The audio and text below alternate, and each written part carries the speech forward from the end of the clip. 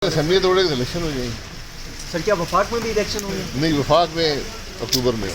Sir इस तरह तो एक बहरानी कैफियत पैदा हो कोई जाएगी। बुरानी तो कैफियत नहीं है। दो बड़े सूबे आइन आइन आइन पढ़ लें, आइन पढ़। सर नए वजीर खजाना भी डॉलर को 200 से नीचे नहीं ला पा रहे हैं। वज़ीर ख़ज़ाना डॉलर को नहीं 200 नीचे लाते हैं। अपने वो डॉलर सप्लाई डिमांड का इशू है। जितनी जो डिमांड ज़्यादा होगी डॉलर की तो कीमत उससे ज़्यादा होगी। पीटीआई वाले कहते हैं कि हमारे दौर में 180 तक था, आप देखें 8 महीने में जी 200 दिया 135 पे था। जहाँ पर मुल्क को छोड़ के गए हैं, जो शुक्र है कि 220 पे डॉलर है। आलमी मार्केट में कीमतें कम हो रही हैं, पेट्रोल की कीमत यहाँ पाकिस्तान में क्यों नहीं कम हो पा रही? आलमी मार्केट में वो हिसाब लगा लें। ओगरा डिटर्मिन करता है पेट्रोल और डीजल की। ओगरा की वर्किंग देख लें।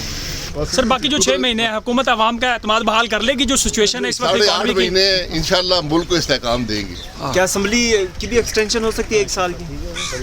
असेंबली की एक्सटेंशन अगर आइन में है तो हो सकती है, नहीं है तो नहीं हो सकती। सर अगर दो सूबाई असम्बलियाँ तहरीर कर दी जाती हैं तो क्या वफाकी हुकूमत भी सोचेगी कोई नए? नहीं, बिल्कुल नहीं सोचेगी।